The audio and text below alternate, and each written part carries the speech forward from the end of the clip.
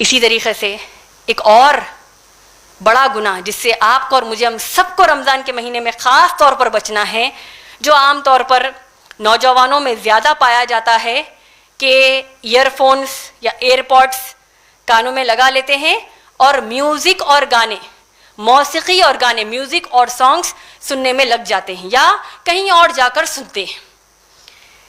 امام ابن جوزی رحمۃ اللہ علیہ نے اپنی کتاب تلبیس ابلیس میں کہا، تلبیس ابلیس یعنی اس کا انگریزی میں ترجمہ ہے دا ڈیولز ڈیسیپشن۔ اس کتاب میں بے شمار قرآن کی آیتیں اور احادیث کا حوالہ دیتے ہوئے شیطان کی چال بازیوں کا نچوڑ بتاتے ہوئے کہا کہ شیطان کوئی بھی مرد یا عورت کو زنا کے قریب لے کے جانے میں یا زنا کرانے میں، یعنی وہ بھیڑیے مسلمان مرد اور عورتیں جو زنا تک کر دیتے ہیں، اس کی سب سے اہم وجہ ہے کہ میوزک اور سانگز، موسیقی اور گانے، کیونکہ یہ زنا کے گھر کا دروازہ ہے۔ قیامت کے دن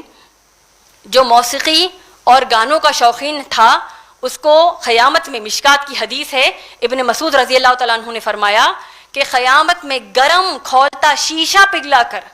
کانچ کو پگھلا کر اس کے کانوں میں ڈالا جائے گا، کیونکہ اس دنیا میں وہ میوزک اور سانگ سنتا تھا۔ اور اس کی وجہ کیا ہے میری بہنوں؟ آپ غور کیجئے، اللہ سبحانہ تعالیٰ نے سورہ لقمان سورہ نمبر 31 آیت نمبر 6 میں فرمایا، اور آیت نمبر 6 سے پہلے اگر آپ آیت نمبر 1 سے 5 کا ترجمہ پڑھیں گے، اس کی معتبر تفسیر پڑھیں گے، تو پتہ چلتا ہے کہ اللہ نیک لوگوں کا ذکر کرتے ہیں، جو اللہ کی ہدایت کو سمجھتے ہیں، نماز پڑھتے ہیں، آخرت کے دن پر یقین رکھتے ہیں، ان کا ذکر اللہ نے کیا۔ آیت نمبر 6 سے اللہ نے وہ گنہگاروں کا ذکر کیا جو بکواس کی باتیں خریدتے ہیں، قرآن کو چھوڑ کر بکواس کی باتیں خریدتے ہیں۔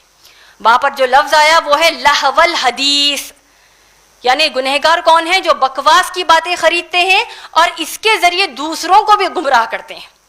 اور اس کی تفسیر کرتے ہوئے ابن مسعود رضی اللہ تعالیٰ عنہ نے اس آیت کی تفسیر کرتے ہوئے بتایا کہ لہو الحدیث کیا ہے؟ وہ میوزک یعنی وہ گانے، وہ میوزک یعنی موسیقی اور گانے یا ایسی چیزیں جو مسلمان قرآن مجید کے مقابلے میں زیادہ دلچسپی رکھتا ہو۔ اور اسی طریقے سے قرآن کی دیگر آیتوں کی تفسیر میں آتا ہے کہ جب کبھی اللہ کے رسول صلی اللہ علیہ وسلم قرآن کی تلاوت کرتے مکے میں، تو قریش کے لوگ زور زور سے گانا بجانا کرتے یا آوازیں نکالتے تاکہ لوگ قرآن نہ سنیں۔ تو یہ بکواس کی باتوں میں جو میوزک اور سانگ سے اللہ نے کیا فرمایا؟ یہ لوگوں کو اللہ کی قرآن سے دور کرنے والی چیزیں ہیں۔ تو انشاءاللہ ہم غیر رمضان میں تو اس سے دور ہی رہیں گے، رمضان میں خاص طور پر اس سے دور رہیں گے۔